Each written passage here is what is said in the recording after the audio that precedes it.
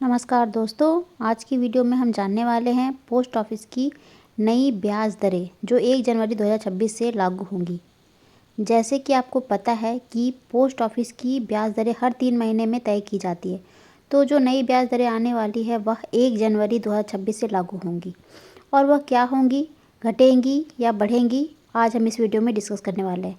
इसके साथ साथ पोस्ट ऑफिस की में कई स्कीम्स ऐसे हैं जो आपको 1 लाख रुपए से 2 लाख कर देती है, और कुछ स्कीम्स ऐसी है जिसमें अगर आपने पैसा इन्वेस्ट किया तो वहाँ आपको 70 लाख तक मिल सकते हैं। तो वो स्कीम कौन सी है और किस स्कीम में इन्वेस्ट करने पर आपको कितने रुपए मिलेंगे, सारी की सारी स्कीम्स आज हम डिस्कस करने वाले हैं।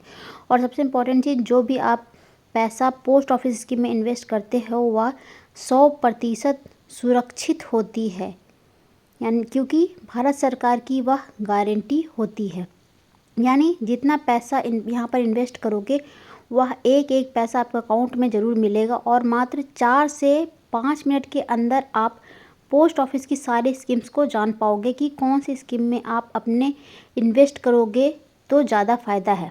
पोस्ट ऑफिस में यह हर शख्स के लिए स्कीम है। यहाँ पर महिलाओं के लिए स्कीम्स है, छोटे बच्चों के लिए सुकन्या समृद्धि योजना है, सीनियर सिटीजन के लिए सीनियर सिटीजन स्कीम है, और अन्य लोगों के लिए FD, RD, MIS, NSC, KVP, बहुत सारे स्कीम्स है।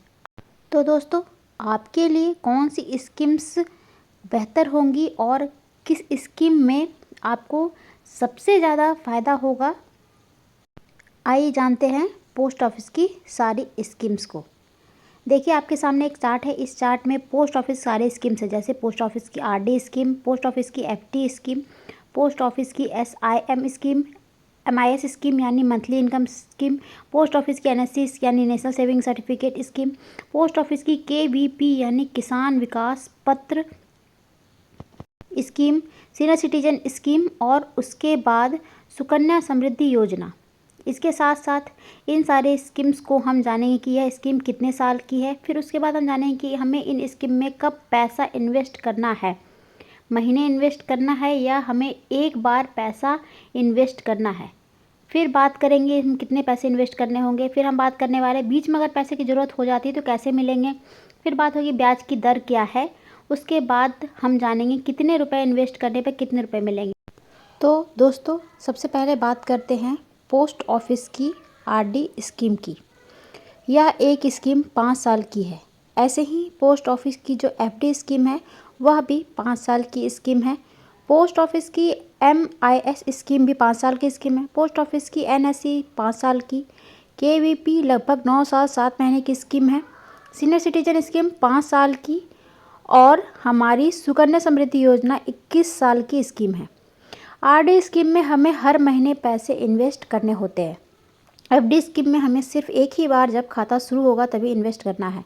एमआईएस स्कीम में भी हमें एक ही बार पैसा इन्वेस्ट करना है, हर महीने नहीं इन्वेस्ट करना। एनएससी स्कीम में भी एक बार, केवीपी स्कीम में भी एक बार, सीनियर सिटीजन स्कीम में भी एक बार, और जो हमारी सुकन्या समृद्धि योजना है उसमें आप चाहे तो एक बार इन्वेस्ट कर सकते हैं या चाहे तो हर महीने या सालाना पैसे इन्वेस्ट कर सकते हैं। आइए दोस्तों, अब जानते हैं कि हमें इसमें कितने रुपए इन्वेस्ट करने पड़ेंगे। आरडी स्कीम का खाता 100 रुपये से खुल जाता है और ऊपरी कोई सीमा नहीं। एफडी स्कीम का अकाउंट भी 1000 रुपये से खुल जाता है, कोई ऊपरी सीमा नहीं। एमआईएस स्कीम भी खाता 1000 रुपये से खुल जाता है। मैक्सिमम 9 लाख रुपए तक सिंगल अकाउंट में या 15 लाख जॉइंट अकाउंट में इन्वेस्ट कर सकते हैं। एनआईएस स्कीम में 1000 रुपये से खाता खुल जाएगा, मैक्सिमम कोई लिमिट नहीं।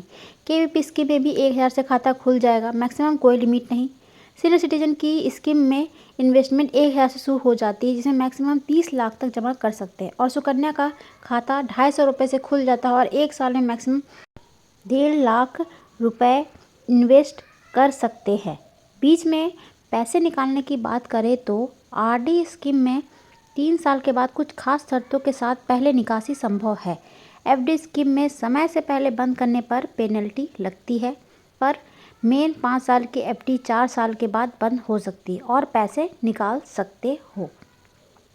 एमआईएस स्कीम में अगर आप बीच में बंद करवाना चाहते हो तो 1 साल पूरा होने के बाद पेनल्टी के साथ बंद करवा सकते हो। एनएससी स्कीम में आमतौर पर सिर्फ मैच्योरिटी पर ही पैसा मिलता है, बीच में निकासी की सुविधा नहीं है, कुछ खास मामलों को छोड़कर। केवीपी स्कीम में 2.5 साल पूरा होने के बाद पैसा निकलवा सकते हो। सीनियर सिटीजन स्कीम में आप कभी भी पैसा निकलवा सकते हो, लेकिन समय से पहले निकालने पर पेनल्टी लग सकती है। सुकन्या समृद्धि योजना में लड़की की उम्र 18 के बाद होने के आंशिक पैसे निकाल सकते हैं और शादी पर सारे पैसे मिल जाएंगे। इंटरेस्ट रेट की बात करें तो आरडी स्कीम की इंटरेस्ट रेट 6.7% है। एफडी की 5 साल की 7.5% है। एमआईएस स्कीम की इंटरेस्ट रेट की बात करें तो 7.4% है। एनएससी स्कीम की बात करें तो इंटरेस्ट रेट 7.7% है। केवीपी स्कीम की जो इंटरेस्ट रेट है वह 7.5% है। जो हमारी सीनियर सिटीजन स्कीम है उसकी इंटरेस्ट रेट 8.2% है और सुकन्या समृद्धि योजना की इंटरेस्ट रेट 8.2% है। अब इस ब्याज दर के हिसाब से जानते हैं कितने जमा करने पर कितने रुपए मिलेंगे।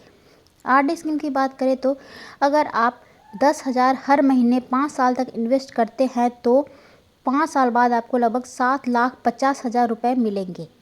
एफडी स्कीम में अगर आप 1 लाख रुपए इन्वेस्ट करते हो तो 5 साल बाद आपको लगभग 14,35,000 रुपये मिलेंगे।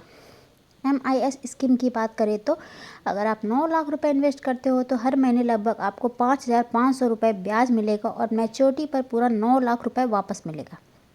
एनएससी स्कीम की बात करें तो 1 लाख रुपए इन्वेस्ट करने पर 5 साल के बाद आपको लगभग 1,45,000 रुपये मिलेंगे। केवीपी स्कीम में आपके पैसे डबल हो जाते हैं, तो 1 लाख रुपए इन्वेस्ट करोगे तो लगभग 9 साल 7 महीने के बाद आपको 2 लाख रुपए हो जाएंगे। सीनियर सिटीजन स्कीम की बात करें तो मैक्सिमम लिमिट उसे जो इन्वेस्ट करते हैं वह हर तिमाही 61,500 रुपये का ब्याज मिलता है और मैच्योरिटी पर पूरा पैसा वापस। सुकन्या समृद्धि योजना में अगर आप हर महीने 12,500 रुपये 15 साल तक इन्वेस्ट करते हैं तो 21 साल बाद लगभग 70 लाख रुपए मिल सकते हैं। दोस्तों, इस वीडियो में दी गई सभी जानकारी केवल शैक्षिक उद्देश्य के लिए। पोस्ट ऑफिस की ब्याज दरें समय समय पर भारत सरकार द्वारा बदली जा सकती है। किसी भी स्कीम में निवेश करने से पहले नज़दीकी पोस्ट ऑफिस या आधिकारिक वेबसाइट के से जानकारी जरूर कंफर्म करें। यह वीडियो किसी प्रकार की फाइनेंशियल एडवाइस नहीं है। निवेश से जुड़ा कोई भी निर्णय लेने से पहले अपने फाइनेंशियल एडवाइजर से सलाह जरूर लें। इस वीडियो में बताया गया रिटर्न अनुमानित है, वास्तविक रिटर्न ब्याज दरों में बदलाव पर निर्भर कर सकते हैं। अगर आपको यह वीडियो उपयोगी लगी हो तो वीडियो को लाइक जरूर करें, अपने दोस्तों और परिवार वालों से शेयर करें और ऐसे ही सरल भाषा में फाइनेंशियल जानकारी पाने के लिए हमारे चैनल को सब्सक्राइब करना ना भूलें।